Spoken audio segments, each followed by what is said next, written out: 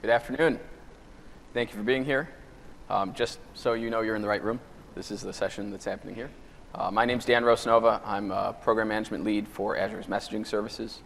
Today is my 1462nd day at Microsoft. And I'm here with SJ. Yeah, good afternoon, everyone. I'm SJ, Engineering Manager of Event Hub Service. I'm super excited to be here. Cool. So today's talk is about streaming big data in Azure with Kafka and Event Hubs. Just before we really kind of kick off, just a quick show of hands. Who in the room is familiar with these? Who's using Event Hubs today? Show of hands. Or who knows what it is? Okay. And who is using Kafka? Great. I'm not sure if you won that one, but we'll see. So as we get started now, the place I really want to start with this is about just big data in general. And the talk will be more about streaming in particular. But just some thoughts about how big data really is if you look at what's happening in the world today, I'll start on I guess this would be right side of this.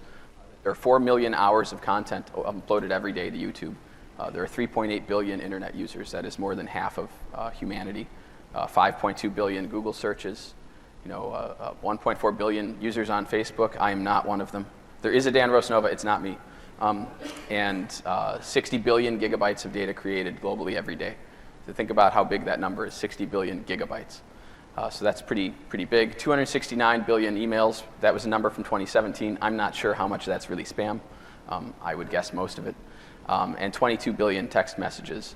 And then a number that we're pretty happy with is 1.8 trillion requests a day going into Azure Event Hubs. So that is our daily run rate right now on a service that we've been running for just about 4 years. So the interesting thing about big data is there's all this data, there's all this information in the world that we're creating. But before you can actually do anything with it, you have to capture that data. You have to land it somewhere. And this isn't a new challenge. It's something we've done throughout the history of computing is you land data, you're doing ETL. Who here has done ETL at some point in their career? If I don't see every hand go up, I'd be extremely surprised. And really, you have to think about that. You're trying to refine the data. You're trying to make something useful out of it. Data by itself is really not information. It's not very useful. So we look at the way people do this, and historically, this has been through batch processing. So this is kind of the way all of us probably grew up in technology, is that you're getting data collected in batch files. Those batch files are being processed by some sort of ETL, whether it's kind of like AS400 type ETL or whether it's something newer like kind of Hadoop type ETL. You're still doing ETL, and there's a lot of history here. I'd be really surprised if anyone in this room hasn't seen some sort of ETL-based batch processing in their careers. And it can have some benefits. It's like I said, there's a lot of history. It's everywhere, but it can be slow and it can be problematic. If you see things, my favorite is when you see stuff that runs once a day. It's like I shake my head at that. I spent a long time in real-time messaging before coming to Microsoft and in the trading industry, and every time I saw that, I was disappointed, and I fought it for a long time. And then I realized, though, that as slow as it can be and as cumbersome as it can be, it is everywhere. Batch processing is absolutely everywhere in the world.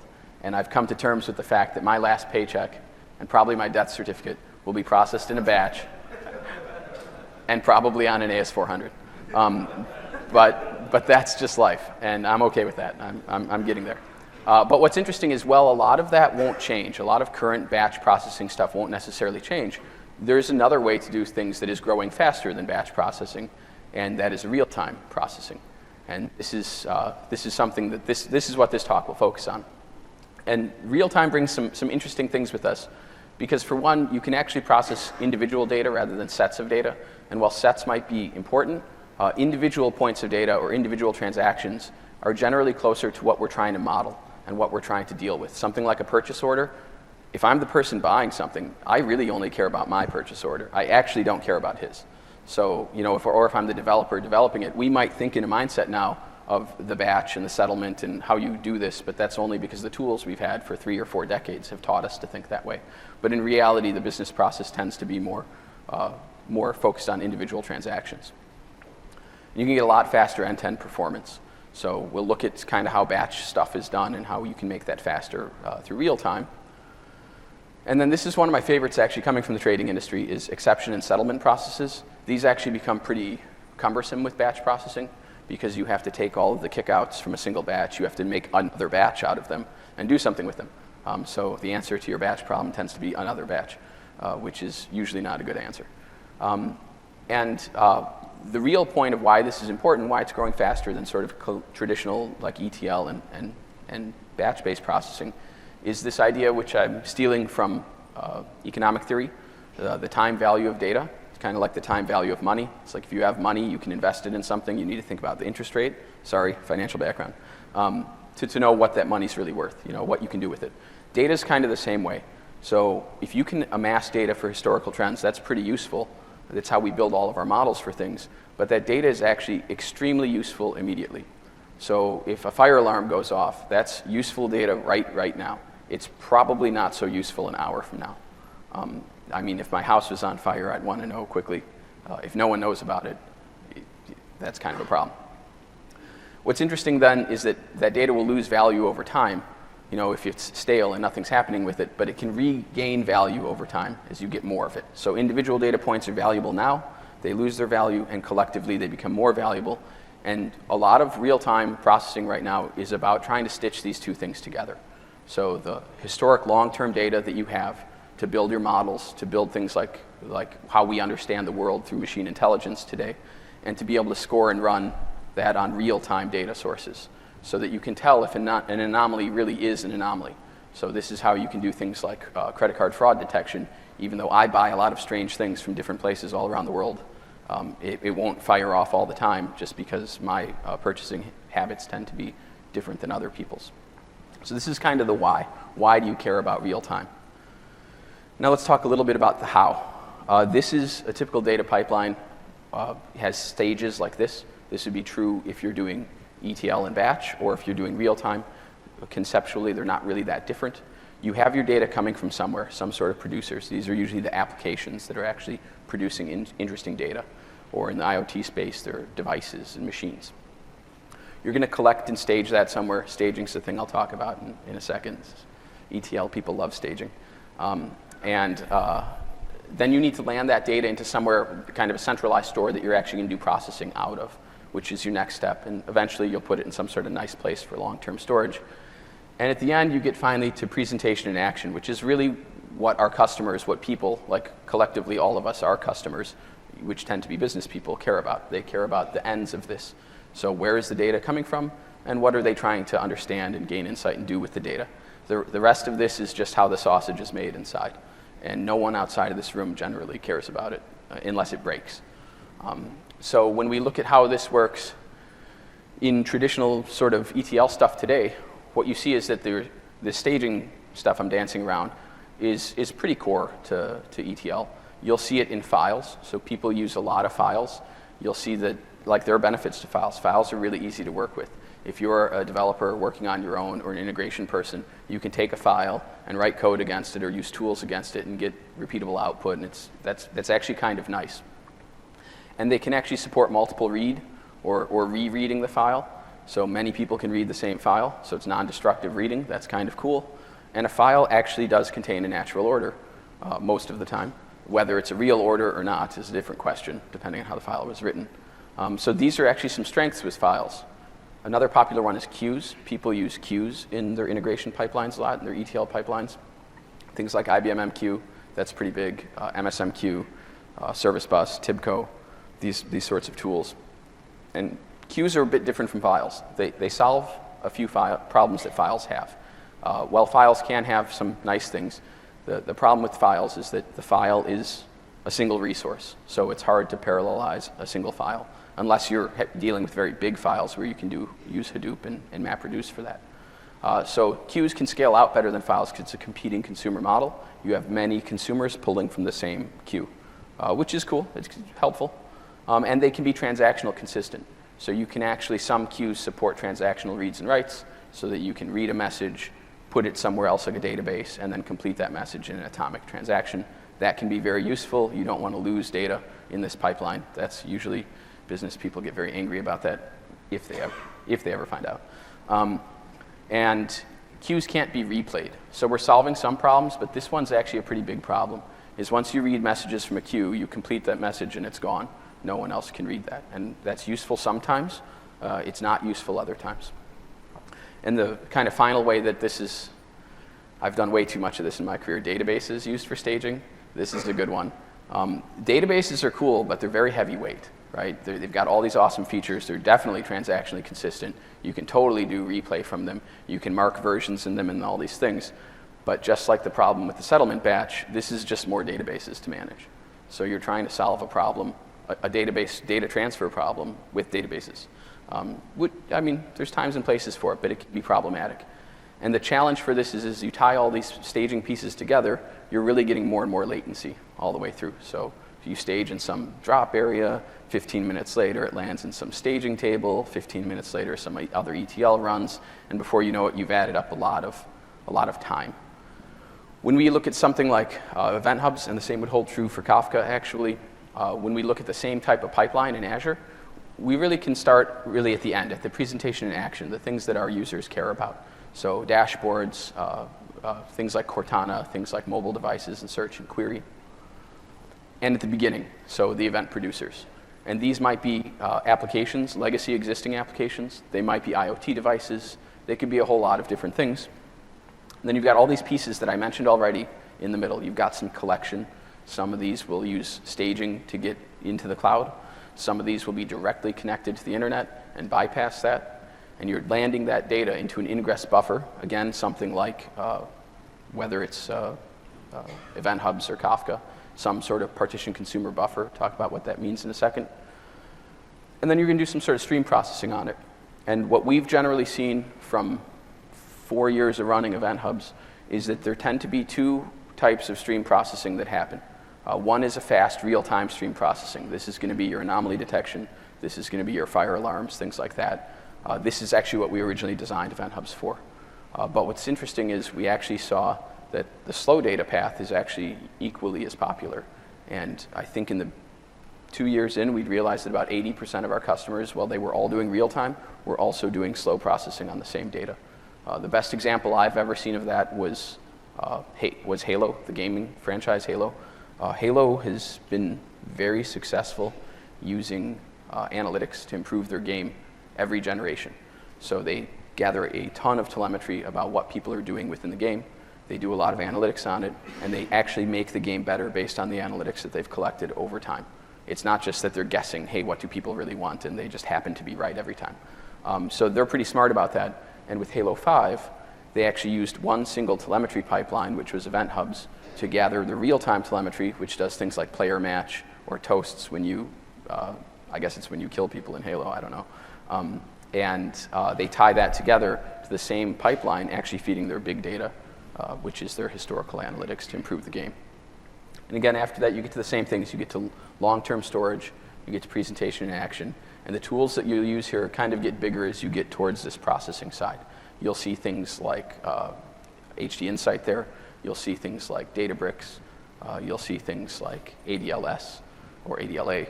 There are a lot of tools, Spark, Flink, that you'll see in that space.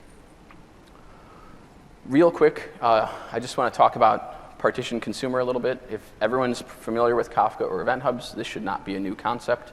When you look at what a partition consumer architecture is, and both Kafka and event hubs are this type of animal, you have a construct that's really virtual called a topic in Kafka or an event hub in event hubs. And within that, you have partitions. Those partitions are physical stores of your data. That data is in a natural order there, and it's stable, so you can reread it as much as you want. And when you're sending to this logical construct that is the topic or the event hub, your producers are really just sending in. So if you take no further action in event hubs, we're going to round robin that data across all of the partitions. And that's going to give you really good availability, really good throughput. It's going to load balance all those partitions. Usually those partitions are running on separate machines. So that's not a detail you necessarily see since it's a cloud service. You would certainly see it in Kafka. Now to read from this partitioned stream, this partitioned log, you actually connect to it your consumers to each partition through a consumer group. And both event hubs and Kafka use the same terminology for that. It's a consumer group. You could think of a consumer group almost like a select star view into a table. So there's no filtering on it or anything, and if you want to read the whole stream and you have 4 partitions, you have to have 4 readers, one for each partition. So you're connecting this consumer group, all the consumers in it, they're reading. As they connect, they're specifying an offset. So where in the stream do they want to start reading? So where in that partition do they want to read forward from? And a cool feature for both of these, for both Event Hubs and Kafka, is that they're going to give you the ability to have multiple consumer groups. So many consumer groups, you can have different readers at different places in the stream, reading and going forward. This is a pretty powerful feature. This is an ability to add more readers as you go, grow your ecosystem. But just personally, from spending a long time in messaging, people kind of call this pub sub or publish subscribe. I personally would not call this publish subscribe, which is more of a, I don't know, that's more of a theoretical question, I guess. But when I look at publish subscribe, I'd look at something more like Event Grid or Tibco EMS or something like that, where you're doing routing on the publishing. In this, everyone is reading the whole stream, and that's an important concept to keep in mind. There's another analogy I like that some of you may have seen. I've talked about it a couple times in the past, and I think everyone, not everyone, but I think most of the people in this room should be old enough to recognize what this is. Anyone recognize this? Anyone had these? I had a lot of these when I was young. I probably still have some. So the tape is a cool analogy for this because a tape can play from anywhere on the tape, right? You just fast forward or rewind to the location of the tape you're interested in, and then you press play. And when you press record with tape recorder, it's recording both the left and right channels at the same time. So it's two recordings happening, and they're actually separate information. And so it's a good analogy to an audio cassette. And when you play that back, they're actually different. If you listen to like classic rock, you'll hear that the drums are on one side and the guitars are on the other side.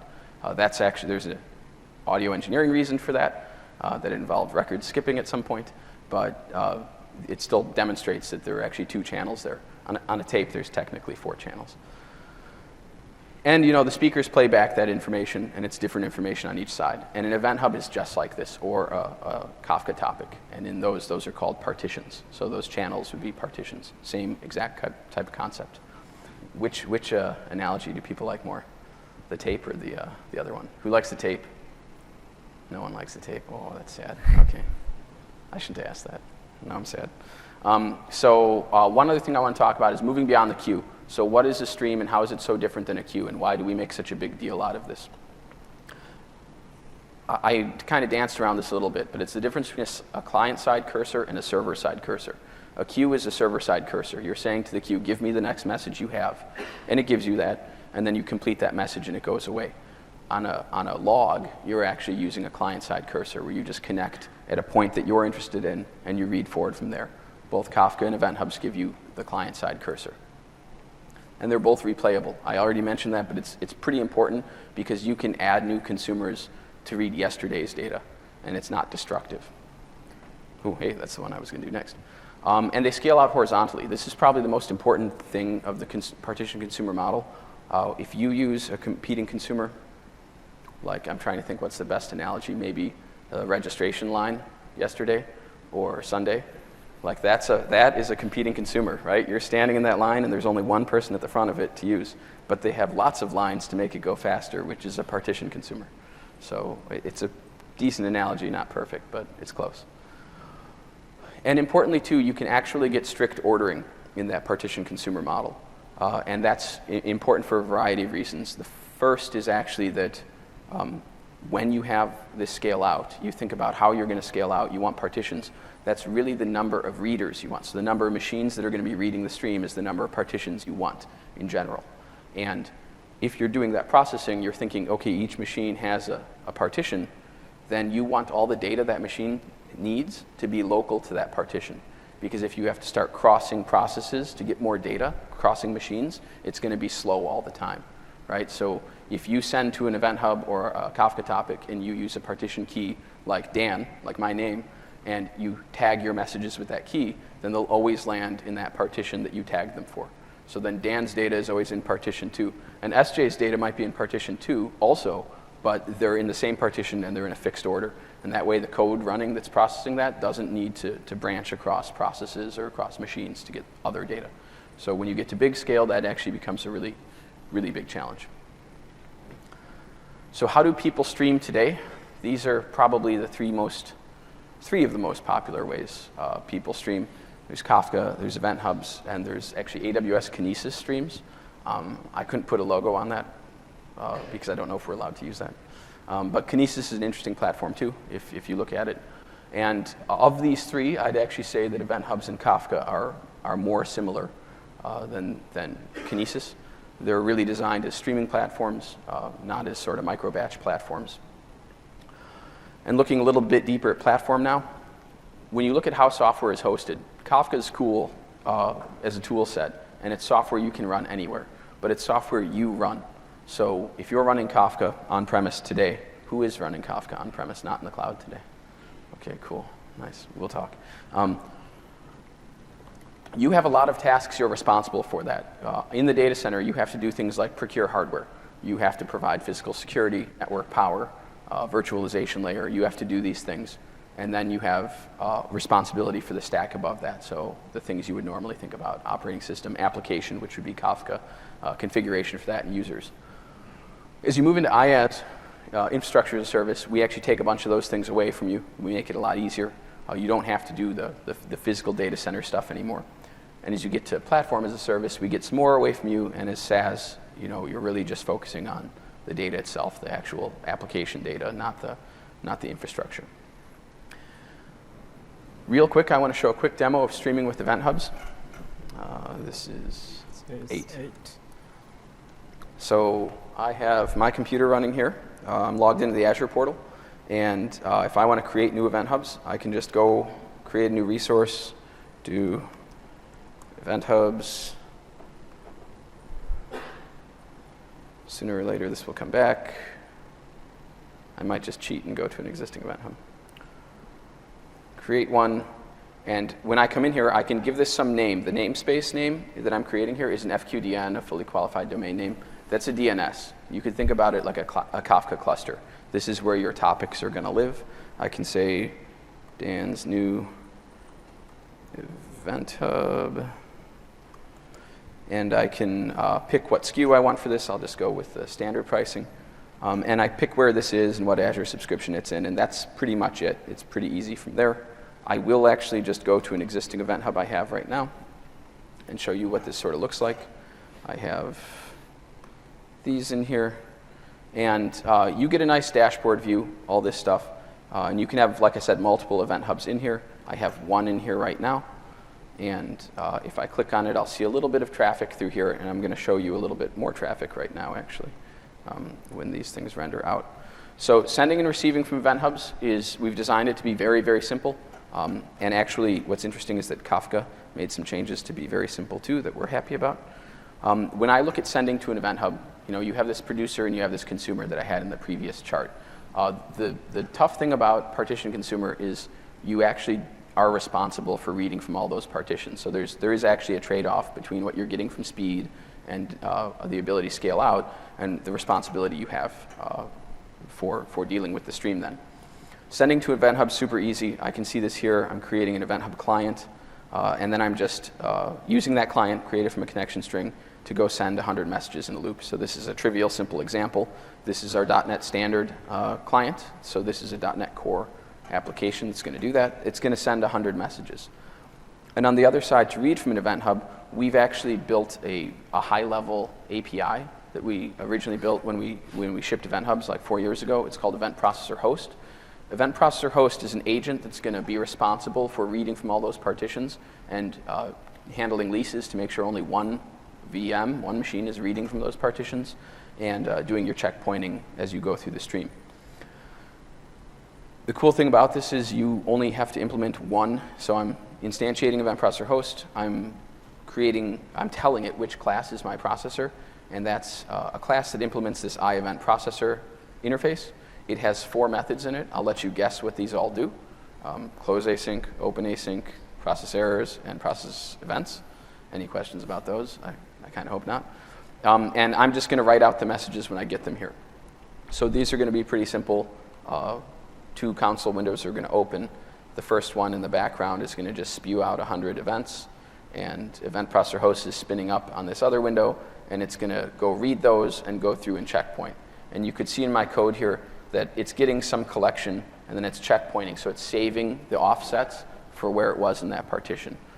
as it goes through here. So this is just a simple example of how easy this is to do and how easy we've tried to make this. And the cool thing is that Kafka's actually gone and implemented a high-level API that's very similar to Event Processor Host. Their consumer API is simple, and it's a lot like this. And to look at what it's like to publish from Kafka, SJ is going to show some Kafka stuff right now. Okay, so thanks, Dan. So luckily for Kafka, I don't have to write a code like Dan did because I already have all the kind of tools in the Kafka. So what I'm going to do is that I'm going to start the zookeeper, and I'm going to start the Kafka, and I will just start both consumer and producers in this demo. So this one is just starting this zookeeper.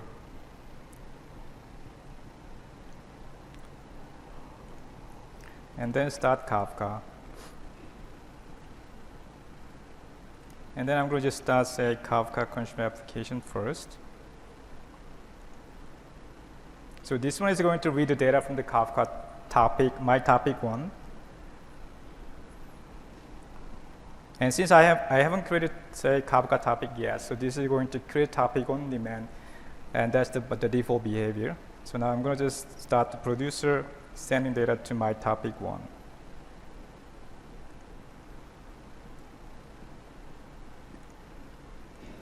So then send it 100 messages. So what I have to do here now is I have to kind of type, 1 and then 200 times, but I'm not going to do that. So as you can see it here, kind of you see 1 and 2. So Kafka actually has a lot of the built-in tools and libraries that you can use for enabling your stream applications, which is pretty powerful tools. Okay, back to Dan. Thanks. 5.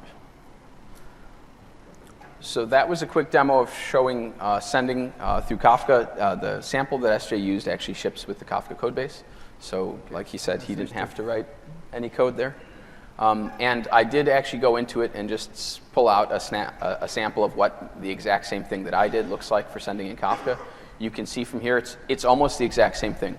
You're just putting some properties in a connection property object, and then you're creating this producer. So it's a kind of the fifth from last line there, and there's a for loop that's just doing an asynchronous send to the Kafka topic. So that code looks almost exactly the same. Both of them do asynchronous sends. That's how fast stuff generally works. So you can kind of see that conceptually Kafka and event hubs are similar, not just from how they run, but how you interface with them through code. And now back to a little bit of running Kafka, because you can run it anywhere. SJ is actually running this from his laptop here. He has a Kafka cluster installed on his laptop. You could see it had localhost in the commands that he was using. And when you're running Kafka on premises, these are the steps you have to take to sort of set up your Kafka cluster right. If you have a pool of hardware, you can just steal from that. But if you don't, you have a set of deployment steps and then a set of management steps. And those deployment steps, again, some of these things are easier than others. Physical network can be really hard, especially if you don't know what you're doing. My favorite is to go in and see people cut patch cables because they want the right length, not paying any attention to the phase on the cable and not understanding what that's going to do for the throughput of their network. So I've seen that one. It's fun. So when you get to something like Azure, how can we help you with this? Hey, you're running Kafka on your own. You're doing a good job. That's great. But you might want that to be a little bit easier. And so we can give you IaaS to make that a lot easier. Just by moving to IaaS, you're taking away a lot of that. So you're no longer responsible for all of those pieces that you had to do for procurement and physical aspects of the data center. And now you can just use IaaS and run that. In Azure, you could do that completely by yourself. You could use the marketplace, and you can spin up Kafka through the marketplace through there are 3 or 4 different versions available, or vendors' versions available, including Confluent Enterprise. So that's an option you have. You still do have to configure your virtual network and do all these other things. So it's not like you're getting a free lunch here, but you're removing a lot of your problems. And then the management side doesn't change very much other than procuring more hardware. You still have to do load balancing. You still have to do adding new nodes. You have to patch your OS. You have to babysit Zookeeper, rotate passwords, and set up things like security and SSL, which, if you know how to do, are not a challenge. Now I want to show you a little bit about HD Insight. 8. Yeah. And how HD Insight can solve a lot of these problems for you. So I'm going to come back to my dashboard here, my Azure dashboard. And looking at this, I can go create a new resource and create an HD Insight cluster. And I'm going to jump through this real quick and then just jump through to a cluster I already have. HD Insight is our Hortonworks data platform in Azure that's managing a lot of the IaaS for you. So this is a pretty cool tool for solving a lot of the problems that were still left on that list. I can give this a name like Dan's new Kafka. I don't know why I'm caring about spelling. Pick what subscription I want this in. I'm going to pick what kind of cluster I want. HD Insight has multiple cluster types. I can actually come in here and pick Kafka as my cluster type. I can see it's going to be on Linux, and I can see which version of Kafka I can pick. And I can select from here and go next. And now this is going to walk me through a little wizard, like adding in which users I want. So this is the cluster admin. I get an SSH user. I can create or reuse an existing resource group, new Kafka, and pick what region I want this in. And as I click next, this wizard is going to start validating my inputs and guiding me through the next steps of creating this cluster. One of the next things that's going to happen is I'm going to pick what sort of storage account I want. I'm going to be careful to use a new one because I don't know what else is in this subscription.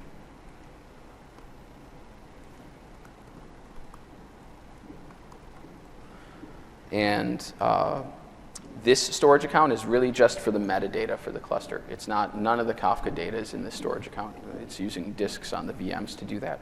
So don't get confused about what this storage is actually doing.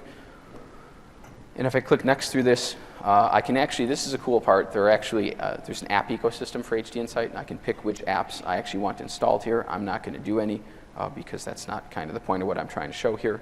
But here's where it gets pretty exciting, is I can say how many worker nodes do I want in my Kafka cluster. So the default's going to be 4. I can say how many disks do I want per worker node. So do I need a lot of storage or do I need a little storage? These are 1 terabyte disks, and that's per worker node. I can pick the size of those machines. So I can say, well, I really want, the default DV2s I'm pretty happy with. They've got 4 cores. They've got 14 gigs of RAM. Or I could kick this up to something larger, like an 8-core or whatever sort of machine I want. And I'll just stick with my default. And I can do the same for the head nodes and the Zookeeper nodes. And then this little tool in the blade is going to show me how much per hour is this cluster going to cost me, which is nice to see, so you can kind of know what you're getting into. And it shows you your total core usage.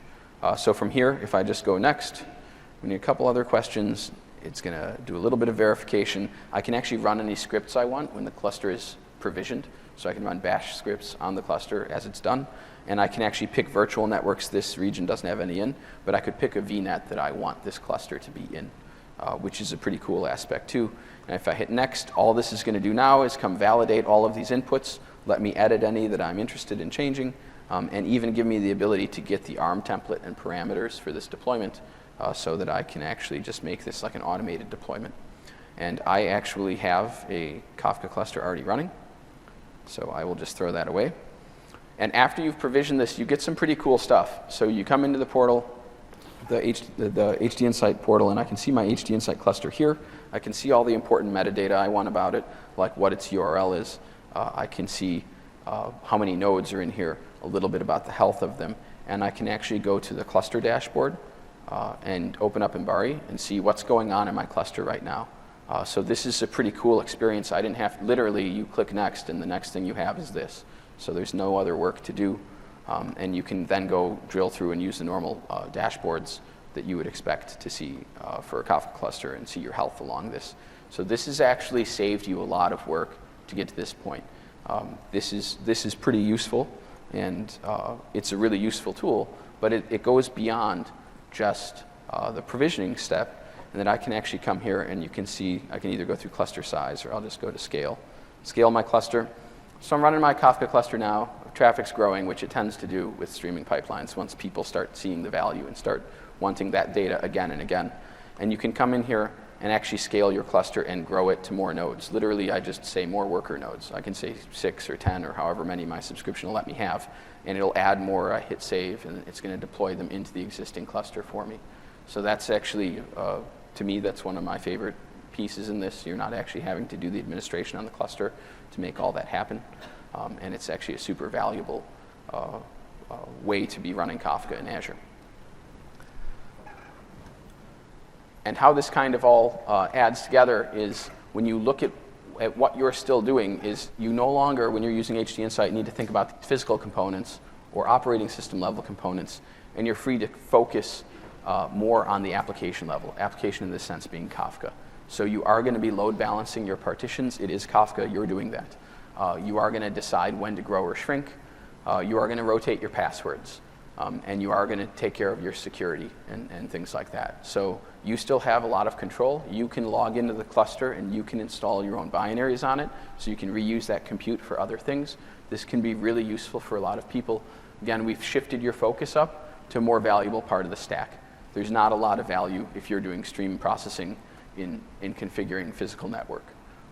I guess unless you're doing high frequency trading, but that's a totally different story. So one of the things that people really like about Kafka is that it has a very rich ecosystem. So actually most of the people I know that use Kafka, and I almost say the same with Event Hubs, it's not that they care about the messaging broker itself. That's just the plumbing that's moving stuff around. They care about what it's connected into. So in Kafka, that's going to be things like Kafka Connect, Kafka Stream, Kafka Streams, sorry, there should be an S in there, Mirror Maker, other tools like Flink or Spark or NiFi. And these are kind of the real power of Kafka. Like, what are you using around that ecosystem that makes this so powerful? And Kafka's got a huge user community and a big tooling ecosystem around it that makes it pretty compelling. And one of the tools that I like a lot and that we see quite a bit of usage for is actually Mirror Maker. And Mirror Maker is a tool that lets you replicate your data between topics. So I have a Kafka cluster maybe in a warehouse or facility somewhere. It's collecting telemetry maybe off a manufacturing line or something. And I want that telemetry somewhere else. So I want to copy the data somewhere else, and I don't really want to write code to do it. And Mirror Maker is designed to do that. So it's really useful for like hub and spoke data collection. You can imagine if I have sites in multiple places where I'm producing solar panels or widgets or whatever, and I want to know about the data that's coming off that factory floor, I can actually collect that from all the factories and then analyze it back in one place. A way that we do this inside of Microsoft is if you think about the telemetry coming off of Windows or Office or tools like that, is those are deployed on your laptop and you're somewhere in the world or your machine or something. And we collect that telemetry as close to where you are in the world as possible, but it's one product team, even though the products are localized and things like that. It's one core product, and we want the usage data to be aggregated into a single place for that team to be able to improve the products and see what's happening in them. So that's kind of a hub and spoke data collection model. Mirror Maker makes that very easy to do without running any code.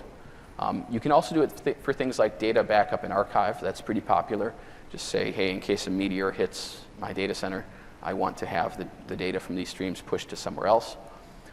And then the last one is for data distribution. This one's actually pretty cool too, because we'll look at Mirror Maker closer in just a second, but you're actually reading from one cluster and writing to another cluster. So those clusters could be in different organizations. They don't need to be the same place. You can use different credentials for them. So you can actually push to a Kafka cluster that's not owned by you, that you're just given access to. So if you need to do like data distribution type stuff, this can be really useful. One thing to keep in mind with Mirror Maker is that it's not a fault tolerance mechanism.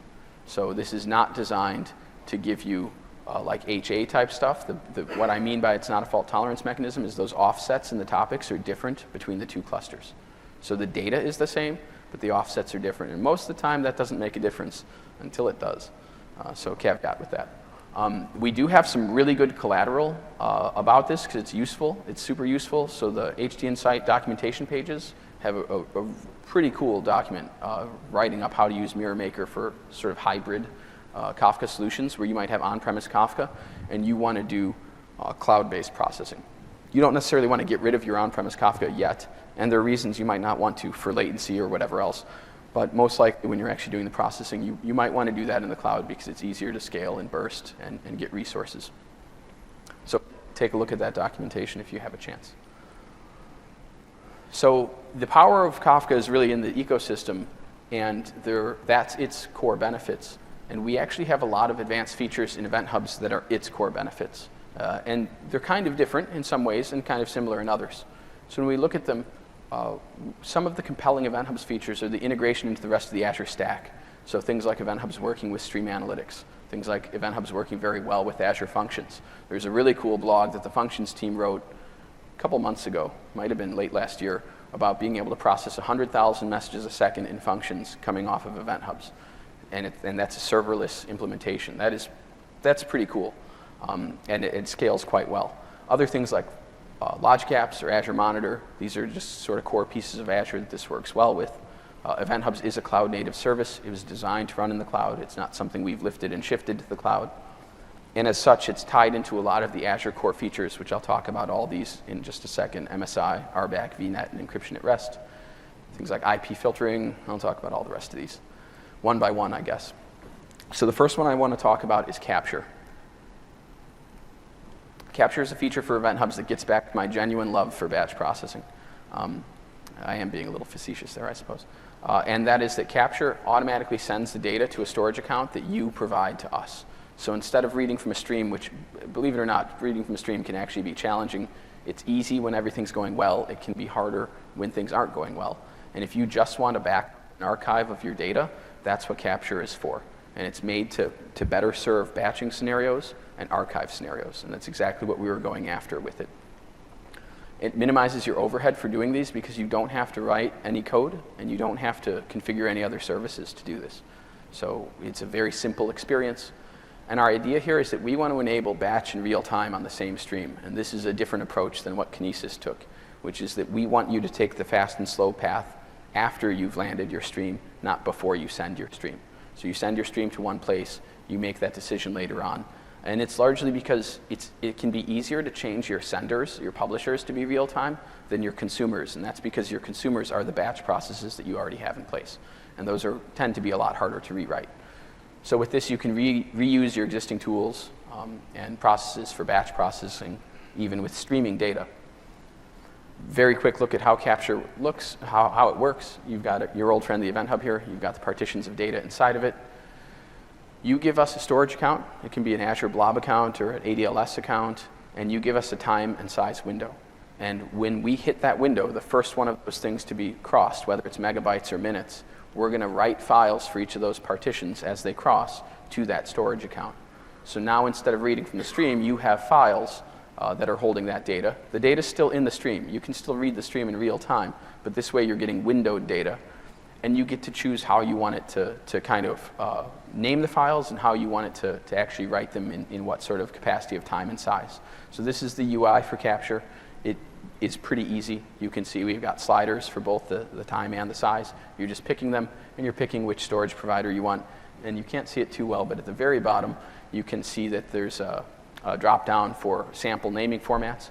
The pieces between the curly braces are macros. We need the macros for all of these because we don't want naming collisions. But you can put them in any order you want. You can put other text in between them. And this way you get the files named like in the example at the bottom of that. So Capture is pretty much the easiest way to get data into the cloud. You can do HTTP post to Event Hubs, and your data will get aggregated and end up in storage that you gave us. So it's something we're pretty pleased with. And if you've not tried it yet, please do. The next one is GeoDR. I'll go back for that. GeoDR is a feature that we shipped last year. And as I mentioned, 1,462 days into this job. I did have a real job before this. And part of my real job was to ensure business continuity for all of the software that the companies I worked at were running. And who has responsibility for that? Who needs to do DR planning or any business continuity stuff in your organization? Wow, you are so lucky that it's so few.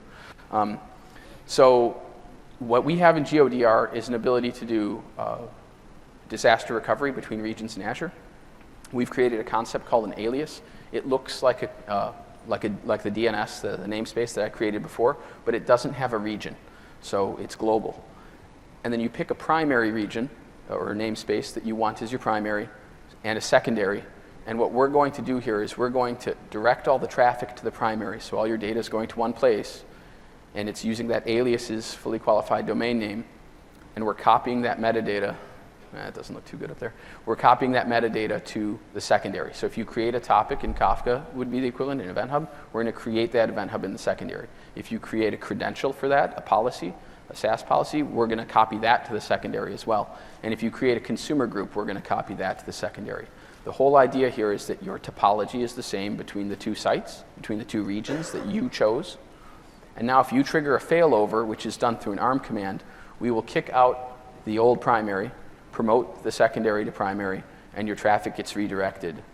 So you can go back to sleep on Saturday night and worry about fixing that on Monday, which is, when I had a real job, was one of my biggest concerns, was how can I not have to be working all the time and keep our stuff running as much as possible.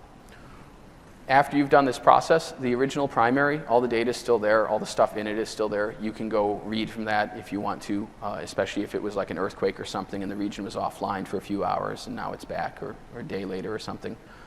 And when you're ready to repair again, you take the exact same setup you have, the same alias, and you add a new secondary to it, and you can repair back to whatever region you want. So what we're giving you here is user-controlled RTO, recovery time objective. So this RTO is 5 minutes. So you'll be able to do your failover and keep processing with a 5-minute downtime, even if US West falls into the ocean. Which, living now in an earthquake zone, I guess I should stop saying that. We have some other cool advanced features. Yeah, that won't be funny someday. One of the ones that we're shipping this summer is actually VNets, VNet support and event hubs. VNets are very popular for letting people have secured network access to individual Azure resources.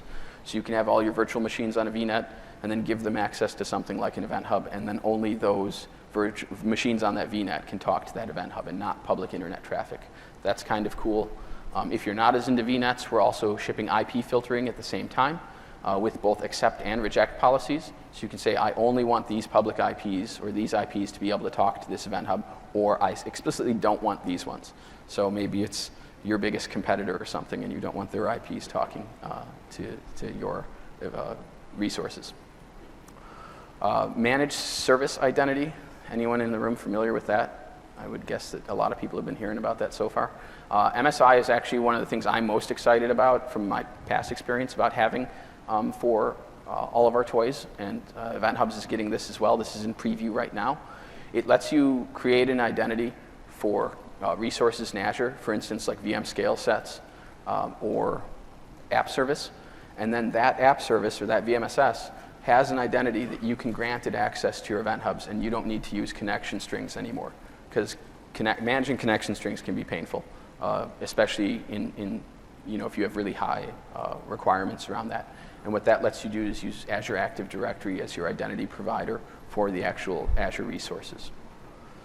Another one in preview with that is RBAC, Role-Based Access Control. We have these both in preview. We're looking for feedback. This lets you provide access to users based on Active Directory user accounts, so that, again, you don't have to give people connection strings, and that you can limit what they're able to see in the portal and in the service itself.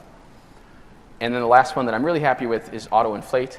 This is a feature that was designed to solve actually our number one support issue for a long time, was that when you create an event hub, we're trying to keep this low cost for you. So we give you the smallest package of resources because it's low cost. So I'll talk about throughput units in a minute. We give you one, and it gives you like 1 megabyte per second. And most people, when they start with a streaming platform, they're starting small. It's departmental, or it's sort of R&D type stuff, and then the usage grows over time. But a megabyte per second, I mean, that's actually quite a bit of data. It's like 84 gigs a day. And what ends up happening is that as their usage gets higher and higher, people would start getting these server busy errors and being like, hey, why am I getting problems 3 months into using this event hub? What's going on? And what's happened is that they've run out of the capacity that they purchased. So we turned on a policy-based feature that will just grow your usage, your throughput units automatically. It's in that UI that I had up earlier for the actual event hub. You literally click a box and you say, how big do you want to grow?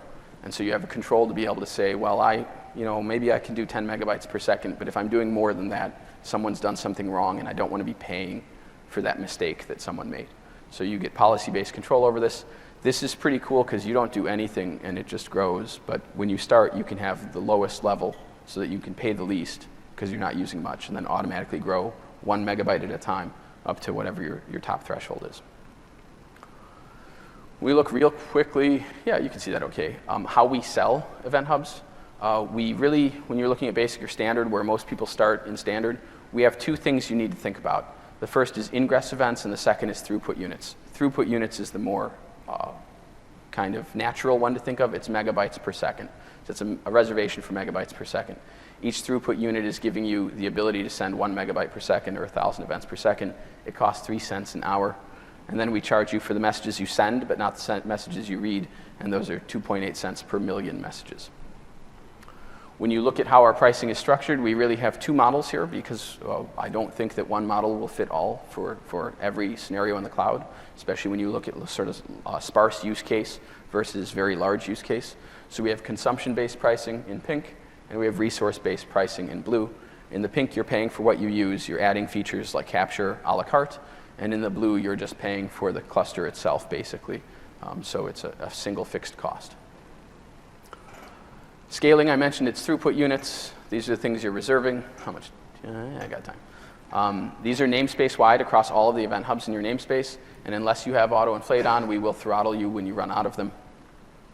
One thing I want people to keep in mind with event hubs is that we really did target this a little bit to my chagrin to be very inexpensive. And when we look at what that throughput unit costs you, so that's 3 cents an hour, that's 72 cents a day. You can send 1,000 messages a second with that. That's going to be 86 million messages if they're 1 kilobyte messages. And you're going to have to pay for those at 2.8 cents per million. That's $2.42. So 84 gigabytes of data with sub-second end-to-end latency and triple replication for $3.14 a day. And this model scales linearly. I don't have 86 million. I have 1 billion. You can do 1 billion events a day for $37. So a terabyte of sub-second triple replicated data. If you can find a cheaper, better, fully managed service anywhere, I'm not going to be offended if you use it. And it'll grow as you need it, which is kind of the other cool piece of this. So we've built a lot of cool stuff into our cloud experience to make this better, into event hubs. But a really cool question to ask yourself here is, what if we could combine these two things? What if we could take the benefits of Kafka and the benefits of event hubs and bring them together in a more natural way, where you're not having to choose as much between what you're doing, but you can start mixing pieces together. And for that, we'd like to introduce what we're going to talk about in our next section, our final section here, which is event hubs for Kafka ecosystems. This is something we turned on, I don't know if it's early today or late last night, so you can see it in the portal already if you want. This is a different idea about how we might want to do Kafka, a proposal for a different way to do Kafka than just as clusters. And it's a Kafka 1.0 compatible protocol on top of event hubs. So it's running event hubs, and it's got a protocol head for Kafka on top of it. It's in preview today. You can use it in your standard event hubs, so it'll work on very small scale. It'll also work on very large scale. And it's available in West US and East US right now. You can create this from the portal. I actually realized when I was showing you the portal earlier, there was a checkbox that had it, which that is new in the last few hours. So it wasn't there this morning when I practiced. And I think I kept my cool through it, so I don't know. And you can use your existing Kafka applications just by changing the connection string. And to show you what that really looks like, because we really want your feedback on what people think about this model, because this is a bit different than anyone else is kind of trying to offer Kafka right now. SJ is going to walk us through some final demos about using Kafka applications with event hubs. Yeah, so I'm going to show you the portal website and then how you can enable, say, the Kafka for your event hub namespace here. So if you say log on to portal website, you can just create an event hub namespace. So if you click it and you kind of click plus add, this one will introduce you just to say create an event hub namespace. And as you can see it,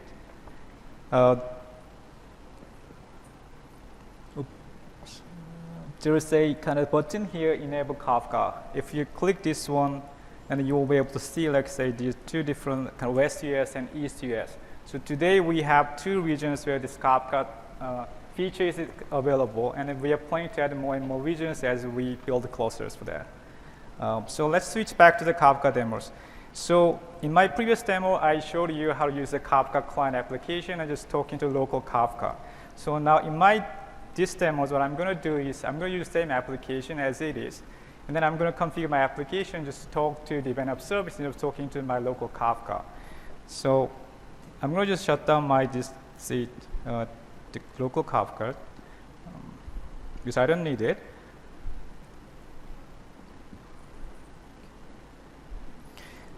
So here, as you can see it, there are a couple of things that you will need to modify for your Kafka application. It's not about your code, but it's just about configuration here. So if you just kind of look at the command lines here, you will have to first check the Bootstrap server. In my previous example, what I did was that, like you can see it here, Bootstrap server, I just specify localhost, which is my local Kafka cluster. But now in this case, I'm going to talk to the event hub service. Hence, this Bootstrap server will be my namespace full DNS name with port number 9093. And then I will also need to configure my application just to use secure transport. In my local cluster case, I don't have to set it. It's all within my, local machine. But now, since this one is going to talk to the service in Azure, I will need to set it. So I'm going to show you how to set these settings. So this is the setting file that I'm going to use in my client application. And so you can see it. You have to kind of configure what is your secure protocol. So this is existing Kafka application, Kafka features. We don't add anything here. We just use that feature just to enable secure transport, secure communication between client and the service. So we support today this SASO SSL, and you can just say plain here, and then you will have to specify a couple of things here. So user ID and password. So user ID, its connection string, it's constant. In the future, we also plan to add, the SAS token support as well. In that case, this dollar connection string, it will be probably dollar SAS token like that. And then the password, you grab this connection string from the Azure portal website. For instance, if you go to this Azure portal here, so let's step back here. So this is my namespace, which I pre-created. And if you go to SAS access policy here, you click this policy, then you will be able to grab connection string from this button. So you kind of click this one, copy it, and paste it into this configuration file. So that's all that you need. So you just need to change the Bootstrap server, just pointing to the remote location, and then you just configure this security here. Now let's run the application here. So what I'm going to do is that I will just talk to my topic 1 here. I haven't created any topic in the cloud. So what we do is that if the client connect to service, then if the topic doesn't exist, we did create it. It's like how the Kafka does today.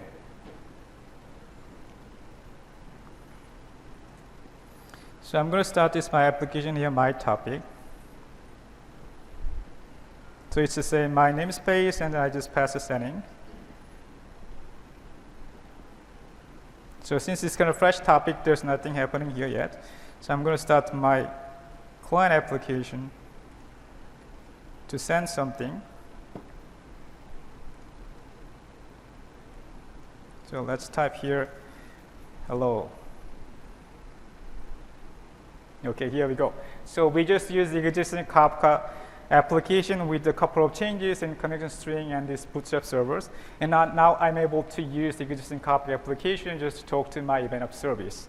I think this is pretty awesome, isn't it? Anyone like that? Yeah? Yeah. Now this is kind of simple demo, but what if I have, the Kafka running on my on-prem or even cloud, and I want to, let's say, to migrate my data from this Kafka to the event hubs, right?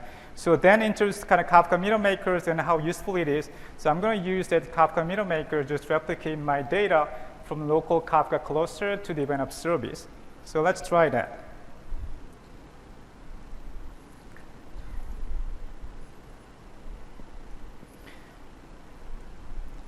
So I will need to start this Kafka again. I'm going to use a local Kafka.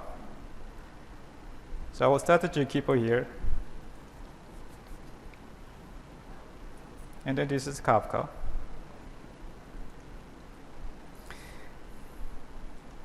So in this, the middle maker demos, so middle maker kind of requires 2 settings. One is for your consumer setting. In this case, Kafka is running on my machine, which is local Kafka cluster.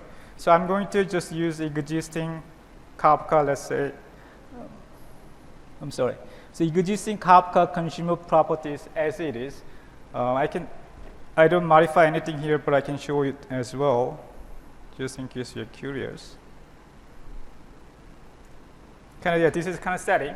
So I'm just using the local host, which is my local Kafka. And then for the producer side, it is going to talk to the event service. Hence, I have to provide, let's say, full security information, including the Bootstrap servers. Let's take a look at the configuration.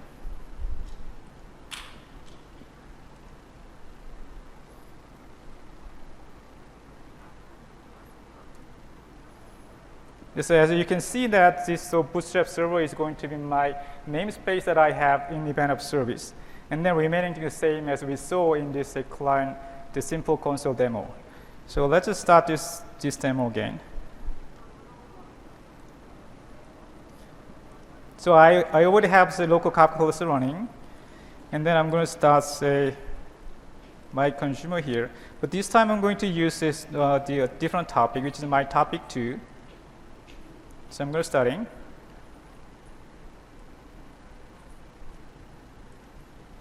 And this is a fresh topic, so there's nothing here. Also, I'm going to start this Kafka producer. But this time, I need a lot more data than just simply 1 to 3, like small number of set. So I'm going to just use the Kafka performance producer tool and just run it here. So I specify, let's say, 5 throughput per second. It's kind of sending to, say, local cluster, generating this 5 messages per second. Now I will start this mirror maker, just replicate my traffic. So I specify the topic name too. Oops, sorry, looks like I send it to, yeah, that's correct, okay. So my topic 2, I'm going to send it now. So mirror maker is starting and then kind of getting the data. So as you see that, like, say, data is being sent, and then the event of consumer is reading the data from this event of service. The Kafka client is reading the data from the event of service using existing Kafka application with a couple of settings. Now, as this is happening, I'm kind of curious about what is the current lag. For instance, let's say, local Kafka, what is the current situation about the consumer groups? So what I'm going to do is that I will just say, kind of use the Kafka consumer group tool. Let's say just get the lag size. So I'm just running this thing to my local Kafka cluster. I have this mirror maker consumer group, so I can just check.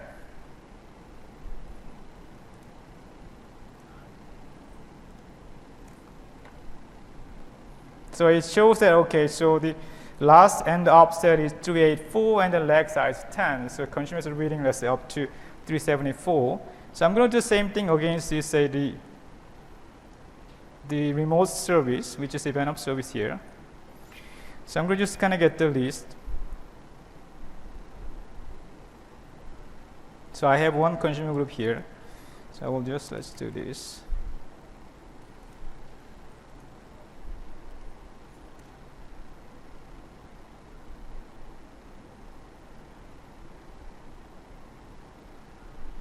Okay, here we go. So it's kind of reading it. Now, while this data is being read, I'm going to stop this client here. See that? Like, if I stop it, then all the data is cut off, so the consumers just stop running. And then I can just say, okay, let's say probably send like 100 here. And the consumer again can get the data back.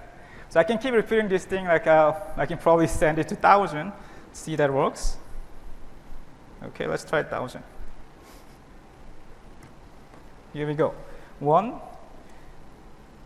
2, 3. Yeah, let's stop it. So this is using all of the existing Kafka tools. Cool. How awesome is it? Yeah. Thanks, guys. So we're pretty happy about this because this is using all the existing Kafka tools. He didn't download anything else or use any private builds of anything. This is normal Kafka stuff that you can use against your event hubs today. And our philosophy with this is that we're trying to make this experience be as easy for you to choose the right tool that you want. And that is because event hubs and Kafka are friends. Oh. I like that.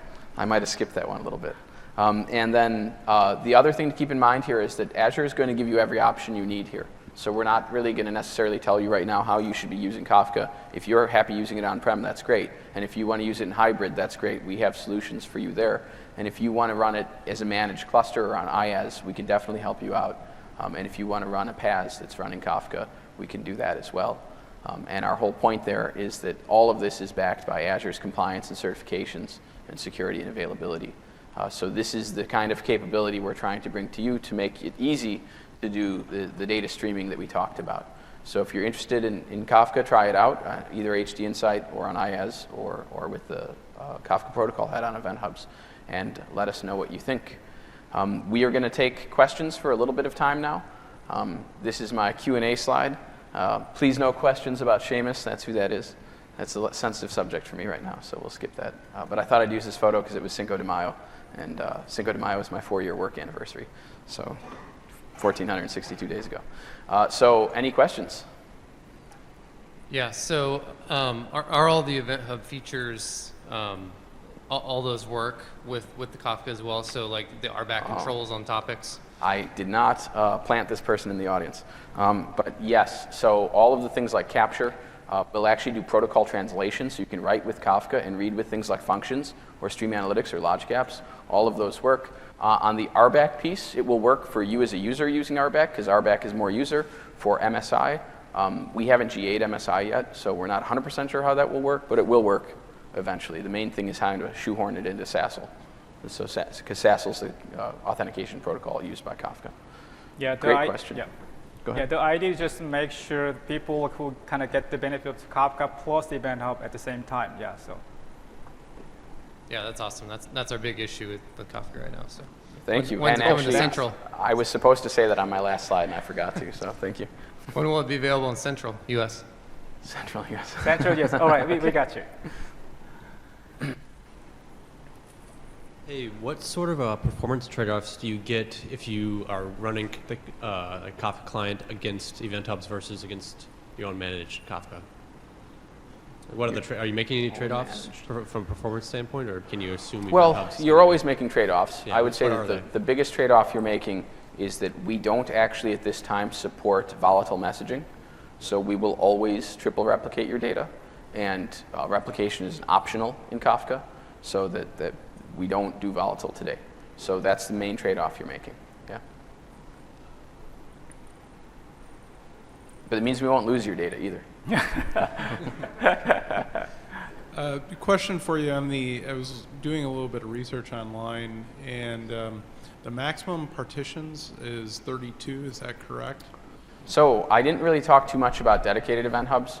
In our standard model, we do have a max of 32. If you need more, you file a support ticket, and we'll Right. increase your throughput units and your partitions.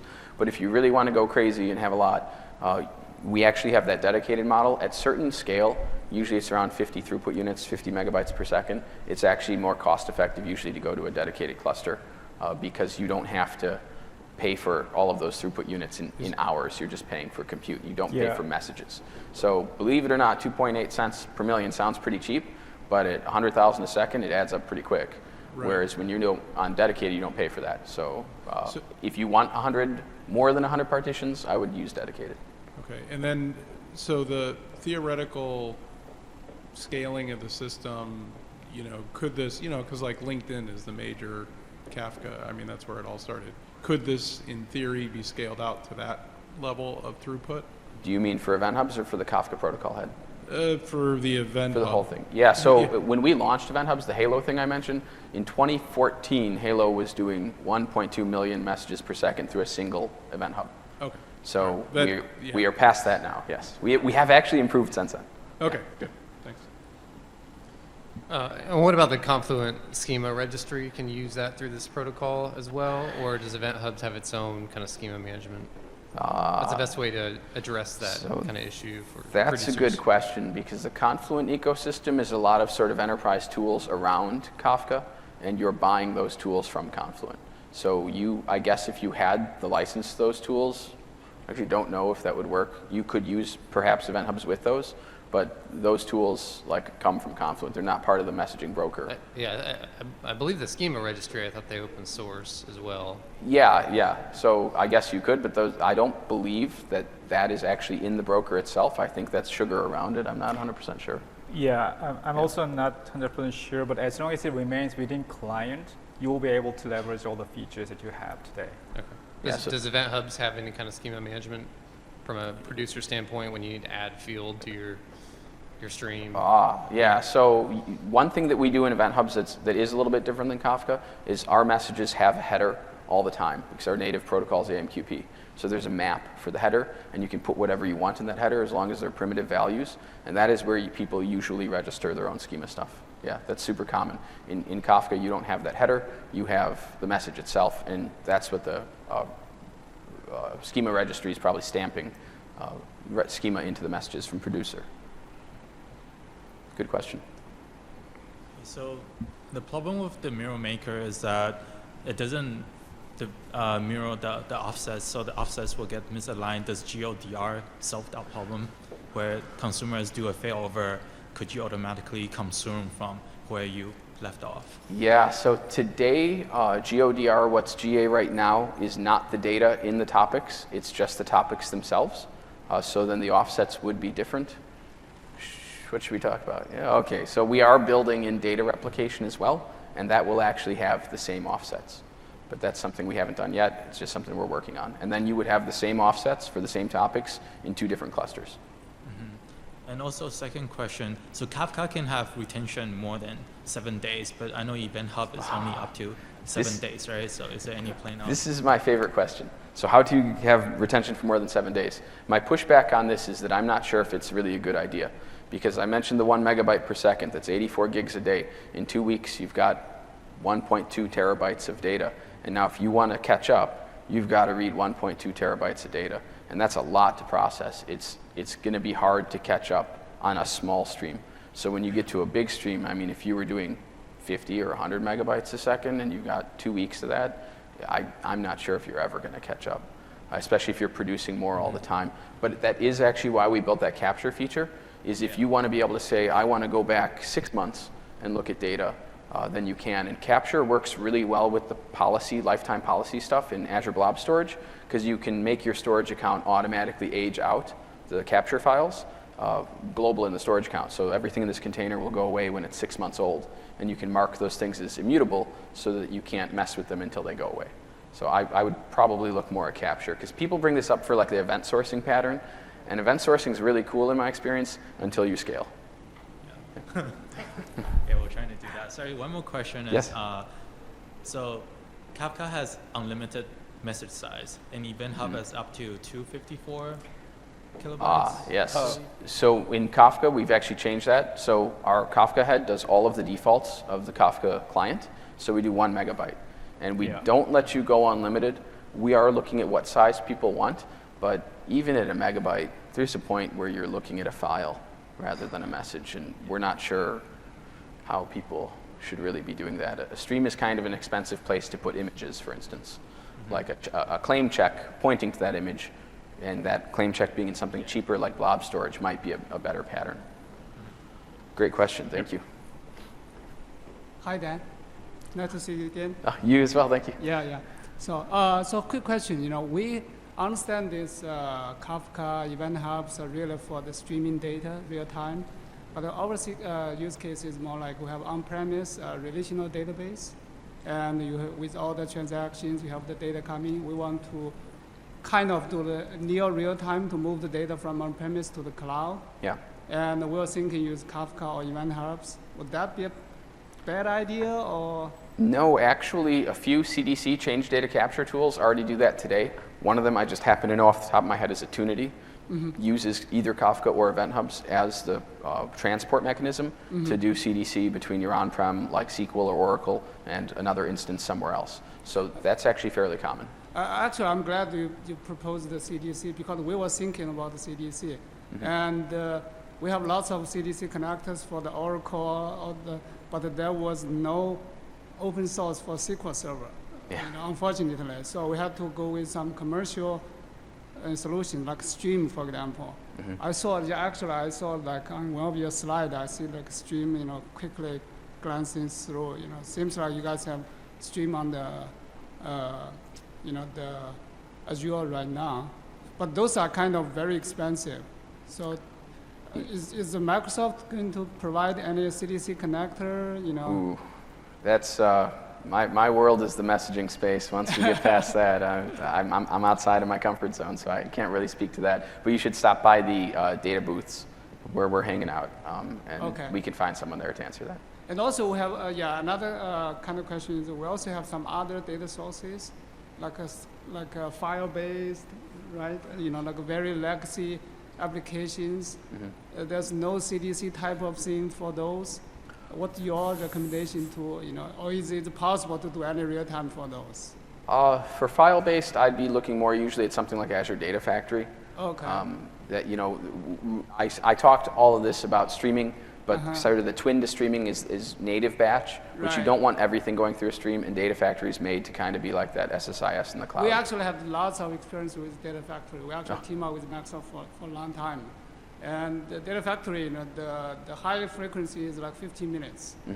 So sometimes we think 15 minutes is not good enough. Yeah. Because too slow, right? The good news is the Data Factory team's working with one of our other teams, the Event Grid team. Okay. So there will be fun stuff coming there. Oh, okay. Thank you. Hi, we actually have a very similar use case. We just implemented CDC with Attunity into our on-prem sources, and we were looking to POC the HD Insight version of Kafka in late 2018. What would be your guys' recommendation, and kind of what implications does this product have for the HD Insight offering?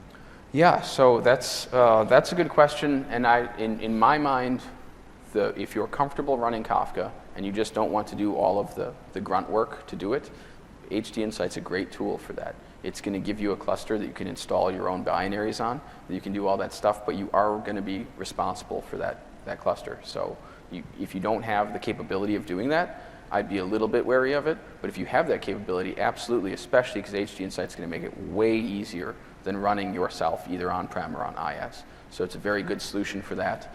When you look at something like Event Hubs, since you can't install your own binaries, you can't use that cluster for other things. You can't go make specific low-level like jar changes or code changes on Kafka itself. So if you need those, then Event Hubs for Kafka ecosystems isn't really the right sort of approach for you. But if you want something smaller, maybe you don't need a whole cluster or something to start with, it's a good fit. And since they're protocol compatible, you can actually switch at some point from like Event Hubs to HD Insight. And that's not going to be, yeah. Thank you. My question is kind of similar to what they had. We have on-prem SQL and non-SQL databases, if you will, and we are using HD Insight to move it to HBase. One of the challenges that we have is when we want to seed the HBase database from on-prem, it's about 2 or 3 terabytes of data. Is there a bulk route that we could take or in the Kafka? Yeah, so now you're crossing the line of where it's better sometimes. As much as I'm belittling batch, sometimes it's better to do ETL than to do streaming, and that's the time when it becomes better. So you don't necessarily want to take a year or a month of data and pump it through your real-time pipeline. So to seed the data, you recommend using a batch ETL, then for real-time or near real-time, use Kafka to get the data? Yeah, and actually that's a mistake I've made in my career, was not doing that, saying, oh, I'll just build this real-time thing and we'll just do one big push at the beginning. And then everything starts smoking and falling over. So don't do that. Yeah. And the second question is there any concept of priority queues or priority topics? No, neither Kafka nor Event Hubs do priority at this time. Yeah, that's a feature that you'd usually find in something like IBM MQ or MSMQ, or maybe at some extent to Service Bus if you used routing to do priority. So no, neither of these brokers do that. And there's no plan on adding any of those? Sorry? Is there any plan on adding such similar? I don't believe the Kafka team is planning to add priority at this time, and I know we're not. Okay. All right. Thank you. Thank you. Real quick, just so everyone remembers, please fill out your evaluations. These are important, especially if you liked our session. If you didn't like it, it's okay not to. One of our challenges in HD Insight Kafka is just topic security, not being able to lock down using RBAC based on different users. I thought there was a premium cluster type or premium security cluster type available. Is there any updates on that? Is that still a priority on the roadmap? I actually don't know the answer to that one off the top of my head. I know it's something that's being worked on, but I also know that part of that's dependent on upstream work that's happening in Kafka itself for a better authentication model. Yeah.